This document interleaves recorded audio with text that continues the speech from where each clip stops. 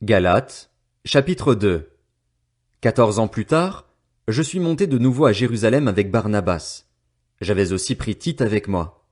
J'y suis monté à la suite d'une révélation et je leur ai présenté l'évangile que je prêche parmi les non-juifs.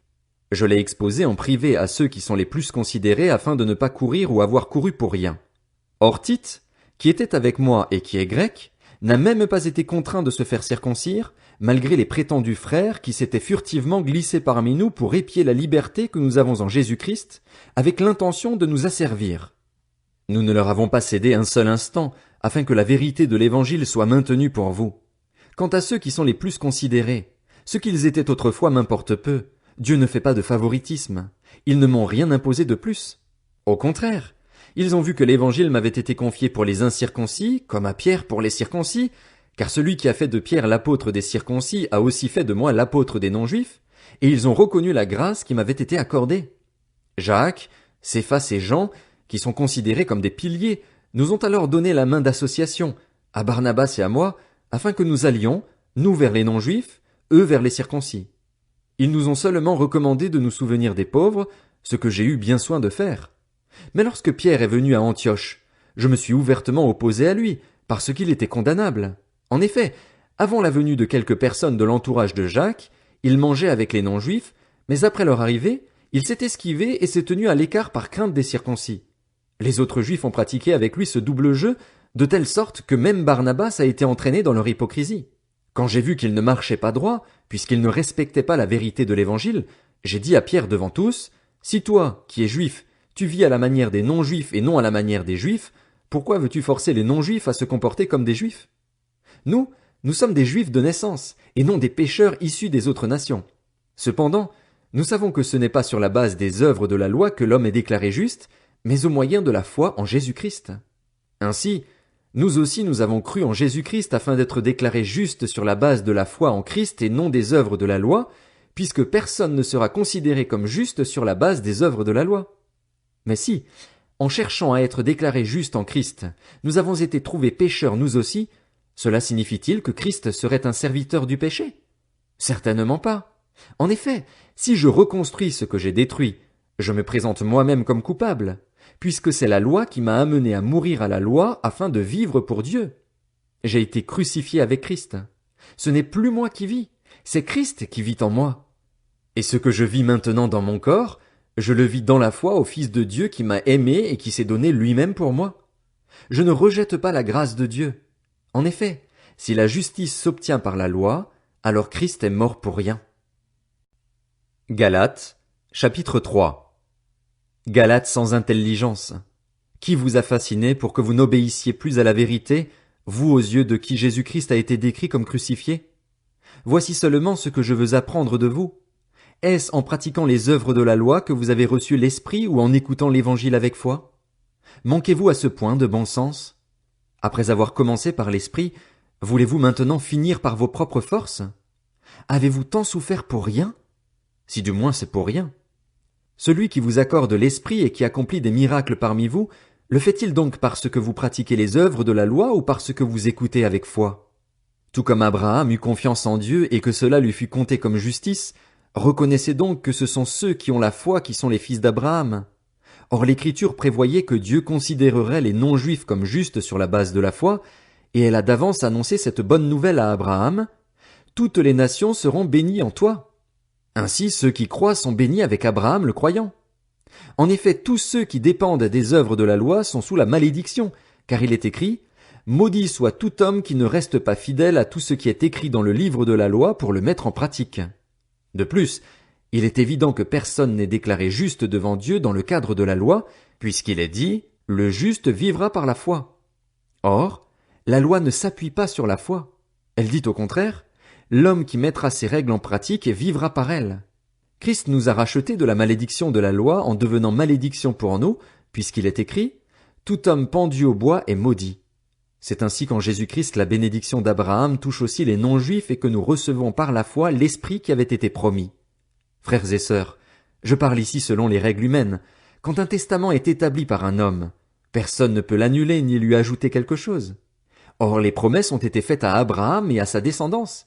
Il n'est pas dit « et aux descendances », comme s'il s'agissait de plusieurs, mais c'est d'une seule qu'il s'agit, à ta descendance, c'est-à-dire à Christ. Voici ce que je veux dire. Un testament que Dieu a établi. La loi survenue 430 ans plus tard ne peut l'annuler et rendre ainsi la promesse sans effet. En effet, si l'héritage venait de la loi, il ne viendrait plus de la promesse. Or c'est par une promesse que Dieu a accordé sa grâce à Abraham. Pourquoi donc la loi? Elle a été ajoutée ensuite à cause des transgressions, jusqu'à ce que vienne la descendance à qui la promesse avait été faite. Elle a été promulguée par des anges au moyen d'un médiateur. Un médiateur n'intervient pas quand il y a une seule partie. Or là, Dieu est seul. La loi est-elle donc contre les promesses de Dieu? Certainement pas. Si une loi qui puisse procurer la vie avait été donnée, la justice viendrait réellement de la loi. Mais l'Écriture a déclaré le monde entier prisonnier du péché afin que ce qui avait été promis soit accordé par la foi en Jésus-Christ à ceux qui croient. Avant que la foi vienne, nous étions prisonniers sous la garde de la loi en vue de la foi qui devait être révélée. Ainsi la loi a été le guide chargé de nous conduire à Christ afin que nous soyons déclarés justes sur la base de la foi. Depuis que la foi est venue, nous ne sommes plus soumis à ce guide. Vous êtes tous fils de Dieu par la foi en Jésus-Christ. En effet, vous tous qui avez été baptisés en Christ, vous vous êtes revêtus de Christ. Il n'y a plus ni juif ni non-juif, il n'y a plus ni esclave ni libre, il n'y a plus ni homme ni femme, car vous êtes tous un en Jésus-Christ. Si vous appartenez à Christ, vous êtes donc la descendance d'Abraham et vous êtes héritiers conformément à la promesse. Galates, chapitre 4. Voici ce que je veux dire. Aussi longtemps que l'héritier est un enfant, il ne diffère en rien d'un esclave, quoiqu'il soit le maître de tout.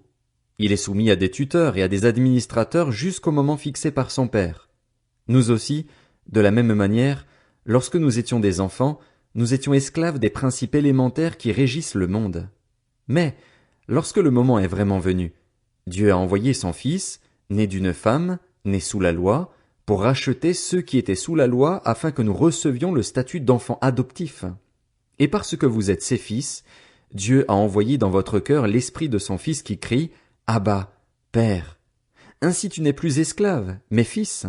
Et si tu es fils, tu es aussi héritier de Dieu par Christ. Autrefois vous ne connaissiez pas Dieu, vous serviez des dieux qui par nature ne le sont pas. Mais maintenant que vous avez connu Dieu, ou plutôt que vous avez été connus de Dieu, comment pouvez-vous retourner à ces principes élémentaires sans force et sans valoir auxquels vous voulez vous asservir encore? Vous faites très attention aux jours, aux mois, aux saisons et aux années. J'ai peur d'avoir inutilement travaillé pour vous. Frères et sœurs, je vous en supplie, soyez comme moi, car moi aussi j'ai été comme vous. Vous ne m'avez fait aucun tort, mais, vous le savez, c'est à cause d'un problème physique que je vous ai annoncé l'Évangile pour la première fois. Et mis à l'épreuve par mon corps, vous n'avez montré ni mépris ni dégoût. Au contraire, vous m'avez accueilli comme un ange de Dieu, comme Jésus-Christ lui-même. Où donc est l'expression de votre bonheur? En effet, je vous rends ce témoignage. Si cela avait été possible, vous vous seriez arraché les yeux pour me les donner. Suis-je donc devenu votre ennemi en vous disant la vérité? Le zèle que ces gens manifestent pour vous n'est pas pur, mais ils veulent vous détacher de nous afin que vous soyez zélés pour eux. Il est beau d'avoir constamment du zèle pour ce qui est bien, et pas seulement quand je suis présent parmi vous. Mes enfants, j'éprouve de nouveau les douleurs de l'accouchement pour vous, jusqu'à ce que Christ soit formé en vous. Je voudrais être en ce moment auprès de vous et pouvoir changer de ton, car je suis dans l'embarras à votre sujet. Dites-moi, vous qui voulez être sous la loi, ne comprenez-vous pas la loi? En effet, il est écrit qu'Abraham a eu 2 fils, un de la femme esclave et un de la femme libre. Mais celui de l'esclave est né par volonté humaine, et celui de la femme libre est le fruit de la promesse. Ces fêtes ont une valeur allégorique, car ces femmes représentent 2 alliances. L'une vient du mont Sinaï et donne naissance à des esclaves, c'est Agar. En effet, Agar, c'est le mont Sinaï en Arabie, et elle correspond à la Jérusalem actuelle qui vit dans l'esclavage avec ses enfants. Mais la Jérusalem d'en haut est libre, c'est elle qui est notre mère.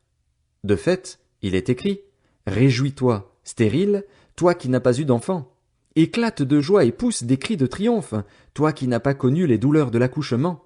En effet, les enfants de la femme délaissée seront plus nombreux que ceux de la femme mariée. Nous, frères et sœurs, comme Isaac, nous sommes les enfants de la promesse. Le fils né par volonté humaine persécutait alors celui qui était né grâce à l'esprit, et il en va de même maintenant encore. Mais que dit l'Écriture? Chasse l'esclave et son fils, car le fils de l'esclave n'héritera pas avec le fils de la femme libre. Ainsi, frères et sœurs, nous ne sommes pas les enfants de l'esclave, mais de la femme libre. Galates, chapitre 5. C'est pour la liberté que Christ nous a affranchis. Tenez donc ferme dans cette liberté et ne vous placez pas de nouveau sous la contrainte d'un esclavage. Moi, Paul, je vous le dis, si vous vous faites circoncire, Christ ne vous servira à rien. Et j'affirme encore une fois à tout homme qui se fait circoncire qu'il est tenu de mettre en pratique la loi tout entière. Vous êtes séparés de Christ, vous tous qui cherchez à être considérés comme justes dans le cadre de la loi, vous êtes déchus de la grâce. Nous, c'est de la foi et par l'Esprit que nous attendons la justice espérée. En effet, en Jésus-Christ, ce qui a de l'importance, ce n'est ni la circoncision ni l'incirconcision, mais seulement la foi qui agit à travers l'amour. Vous courriez bien. Qui vous a arrêté pour vous empêcher d'obéir à la vérité? Cette influence ne vient pas de celui qui vous appelle. Un peu de levain fait lever toute la pâte. J'ai confiance dans le Seigneur qu'en ce qui vous concerne, vous ne penserez pas autrement. Mais celui qui vous trouble, quel qu'il soit, en subira la condamnation. Quant à moi, frères et sœurs, pourquoi suis-je encore persécuté, si je prêche encore la circoncision? Le scandale de la croix est alors supprimé. Puissent-ils même se castrer, ceux qui jettent le trouble parmi vous? Frères et sœurs, c'est à la liberté que vous avez été appelés. Seulement, ne faites pas de cette liberté un prétexte pour suivre les désirs de votre nature propre. Au contraire, soyez par amour serviteurs les uns des autres. En effet, toute la loi est accomplie dans cette seule parole, tu aimeras ton prochain comme toi-même. Mais si vous vous mordez et vous dévorez les uns les autres, attention, vous finirez par vous détruire les uns les autres. Voici donc ce que je dis, marchez par l'esprit et vous n'accomplirez pas les désirs de votre nature propre. En effet, la nature humaine a des désirs contraires à ceux de l'esprit, et l'esprit a des désirs contraires à ceux de la nature humaine. Ils sont opposés entre eux, de sorte que vous ne pouvez pas faire ce que vous voudriez. Cependant, si vous êtes conduits par l'esprit, vous n'êtes pas sous la loi. Les œuvres de la nature humaine sont évidentes. Ce sont l'adultère, l'immoralité sexuelle, l'impureté, la débauche, l'idolâtrie, la magie, les haines, les querelles, les jalousies, les colères, les rivalités, les divisions, les sectes, l'envie, les meurtres, l'ivrognerie, les excès de table et les choses semblables. Je vous préviens, comme je l'ai déjà fait, ceux qui ont un tel comportement n'hériteront pas du royaume de Dieu. Mais le fruit de l'esprit, c'est l'amour, la joie, la paix, la patience, la bonté, la bienveillance, la foi, la douceur, la maîtrise de soi. Contre de telles attitudes, il n'y a pas de loi. Ceux qui appartiennent à Jésus-Christ ont crucifié leur nature propre avec ses passions et ses désirs. Si nous vivons par l'Esprit, laissons-nous aussi conduire par l'Esprit. Ne soyons pas vaniteux en nous provoquant les uns les autres, en nous portant envie les uns aux autres.